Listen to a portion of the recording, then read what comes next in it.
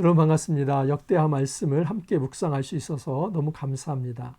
우리 신앙생활은 100m 달리기가 아니라 마라톤 경주라고 말할 수 있습니다. 여러분 초반에 열심히 달리는 것이 중요한 것이 아니라 마지막 끝까지 완주하는 것이 중요합니다. 완주하지 않는 자에게는 어떤 상도 주어지지 않습니다. 우리 신앙생활 처음 예수 믿기로 결심하며 그 과정 속에서 개혁적 삶을 살아가는 것 매우 중요합니다.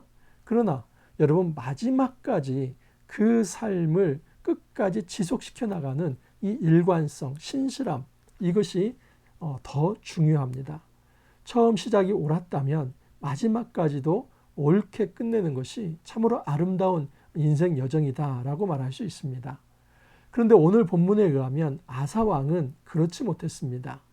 여러분 어제 또 그제 본문에서 말씀을 드렸던 대로 14장, 15장에 보면은 이 아사 왕은 대단히 개혁적 왕이었고 또 하나님을 신뢰하는 왕이었습니다. 이 아프리카에 있는 이 구스, 에티오피아인들 100만 대군이 몰려왔을 때도 하나님을 찾으며 이 하나님께 부르짖으면서 그들을 이겨냈습니다. 이 남유다 안에 찌들어 있던 우상 숭배를 철폐하고 심지어 자기 어머니가 아세라상을 섬길 때 그 어머니까지 폐위하면서 이 아사 왕은 참으로 개혁적 삶의 자세를 가지고 그 종교 개혁을 단행했습니다. 그런데 그 아사 왕이 오늘 본문 보면 위급적인 상황 속에서 그의 말년에 전혀 이와 상반되는 행동을 하게 됩니다. 아사가 어떤 삶을 살아가는지 그의 생애 말년에 어떤 안타까운 행보를 걷는지 우리가 좀 한번 더 깊게 살펴보도록 하겠습니다. 오늘 말씀은 16장 1절에서 14절인데 1절 2절 한번 읽어드립니다. 아사 왕 제 36년에 이스라엘 왕 바아사가 유다를 치러 올라와서 라마를 건축하여 사람을 유다 왕 아사에게 왕래하지 못하게 하려 한지라.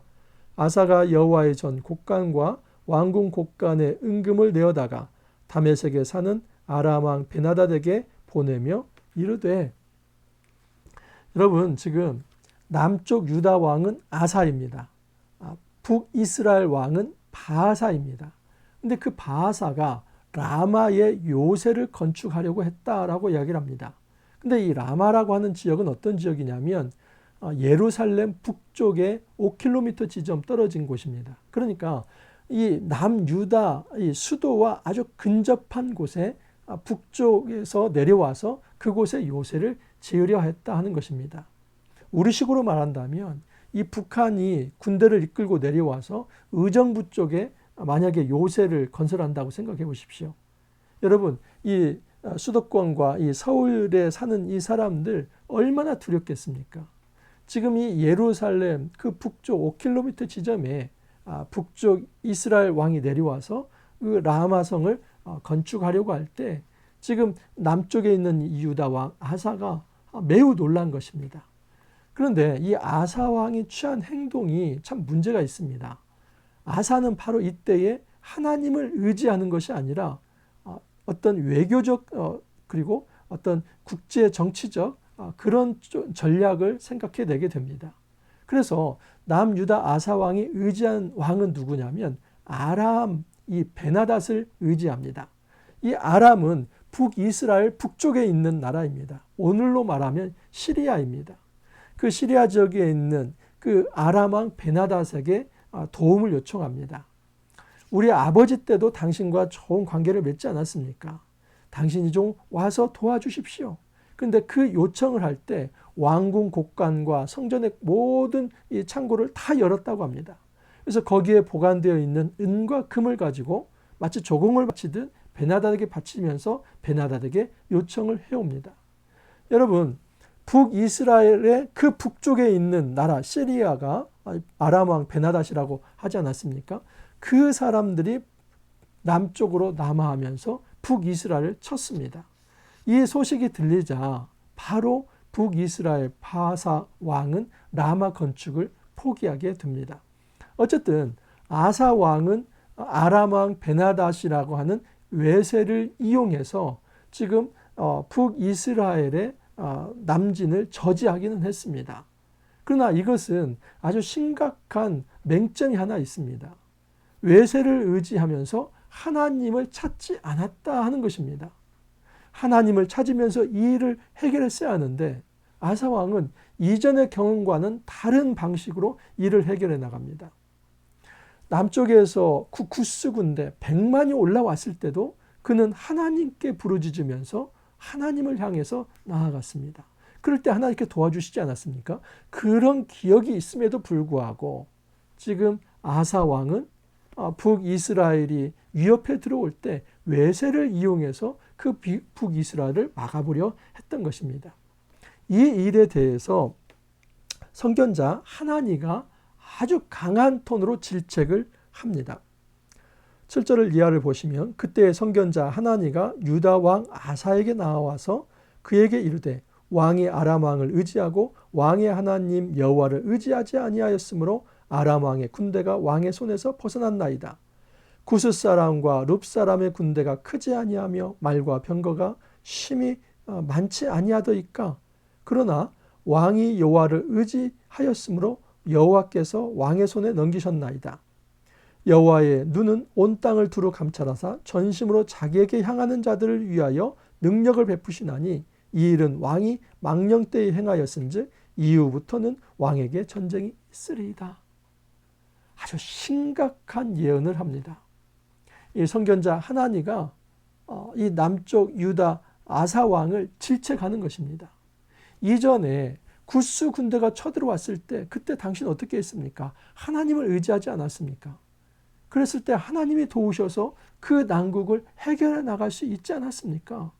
그런데 왜 지금은 하나님을 의지하지 않습니까? 당신이 지금 하나님을 의지하지 않았기 때문에 오히려 그 아람 군대를 오히려 당신 손에 하나님께서 붙이시려고 했는데 그 기회를 놓쳐버린 것입니다. 무슨 얘기냐면 지금 이 순간에 온전히 하나님을 의지했다면 오히려 이 남유다가 그 아람 군대까지도 아주 이제 강하게 막아설 수 있는 그 힘을 기를 수 있게 된다는 것입니다. 그렇지만 그 기회를 놓쳐버렸기 때문에 나중에 이 아람의 굉장히 많은 간섭과 또 어떤 예속하에 이 남유다가 들어가게 되는 것입니다. 이 이야기를 들었으면 마땅히 아사 왕은 그래요. 제가 잘못했습니다. 내가 하나님을 찾지 못하고 외세를 의지했던 것 그것이 실수입니다. 그렇게 잘못을 인정하며 나아가야 하는데 여러분 웬일인지 이 아사는 그 선견자에게 화를 냅니다. 10절을 보시면 아사가 노하여 선견자를 옥에 가두었으니 이는 그의 말에 크게 노하였음이며 그때의 아사가 또 백성 중에서 몇 사람을 학대하였더라. 여러분 선견자 바른 말 했다고 해서 옥에 가둡니다. 그리고 그와 함께한 이들을 학대했다고 얘기를 합니다. 세상에서 가장 소망 없는 사람은 어떤 사람이냐면 바른 말씀이 전해지는데 그것이 내 양심을 찌른다고 해서 화를 내는 사람입니다. 여러분 바른 말씀이 아니고 이단적 말씀, 다시 말해서 복음이 아닌 것에 대해서는 분을 내야 마땅합니다. 어떤 신천지나 이런 이단이 얘기를 할 때 그것에 대해서 그건 아니다라고 강력하게 말을 하는 거 옳습니다. 분을 내는 거 옳습니다. 하지만 그게 아니라 바른 말씀, 하늘로부터 내려오는 말씀, 하나님의 말씀에도 불구하고 그것이 나에게 좋지 않다고 생각할 때, 나를 꾸중하고 내 잘못을 지적한다고 생각할 때 그것을 받아버리지 않고 그 말씀을 인정하지 않고 그 말씀을 받아들이지 않는다면 그 사람은 매우 어리석은 사람이다 라고 말할 수 있습니다. 세상에서 가장 어리석은 사람은 말씀을 듣고 화를 내는 사람입니다. 정말 말씀을 듣고 화를 내야 할 때는 딱 한 가지입니다. 이단적인 메시지가 전해질 때는 그렇게 해야만 합니다. 그러나 그것이 아니라 어떤 말씀이라 할지라도 그것이 강단에서 울려 퍼지는 말씀이라 할지라도 또는 골방에서 큐티아가 들리는 말씀이라 할지라도 또는 어떤 옆에 있는 사람들의 지나가다 한마디 하는 그런 말씀이라 할지라도 그것이 하나님의 음성으로 들린다면 그것을 겸허하게 받을 수 있는 겸손함이 있어야만 합니다.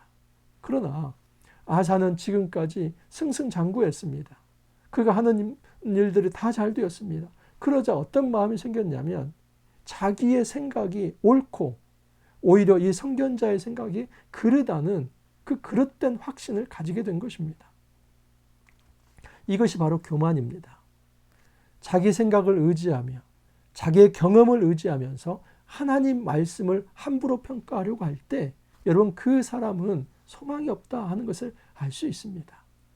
정말 우리의 삶 속에 소망이 있으려고 한다면 다른 무엇보다 말씀 앞에 엎드려야만 합니다. 그것이 바로 겸손입니다. 겸손은 사람들 앞에 그냥 낮아진 채 하는 그것이 아니라 하나님 말씀 앞에 겸허하게 그 말씀을 받아들이며 그 말씀대로 살아가겠습니다.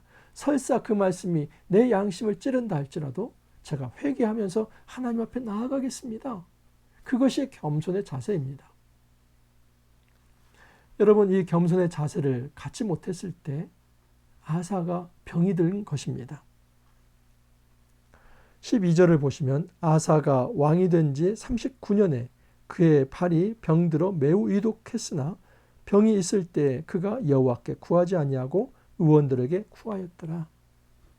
여러분 아사 왕이 말년에 병들었습니다. 근데 의원을 구하지 않고 하나님께 구하지 않고 의원들에게 구했다라고 이야기를 합니다. 여러분 이것을 우리가 문자적으로 적용해서 오늘날 병들었을 때 어떤 의사나 또는 약물을 의지하지 말아야 한다.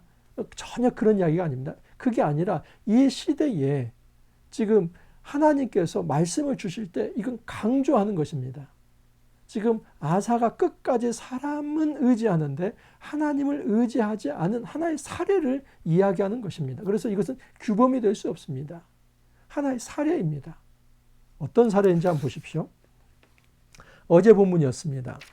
어제 본문 15장 2절에 보면은 내 말을 들으라 너희가 여호와와 함께하면 여호와께서 너희와 함께 하실지니라 너희가 만일 그를 찾으면 그가 너희와 만나게 되시려니와 너희가 만일 그를 버리면 그도 너희를 버리시리라. 뭐라고 말씀하셨습니까? 하나님을 찾으면 하나님도 너를 돌보실 거다. 그러나 너가 하나님을 버리면 하나님도 너를 버릴 것이다. 지금 이 상황은 아사가 이전에 아무리 개혁적 군주였다 할지라도 지금은 하나님을 찾지 않기 때문에 하나님이 그를 내버려 두신 것입니다. 그것이 바로 병이었습니다. 그 병든 결과여서도 그는 여전히 하나님을 찾지 않는 그 길을 걷고 있다 하는 것을 볼 수 있습니다. 참으로 안타까운 일입니다.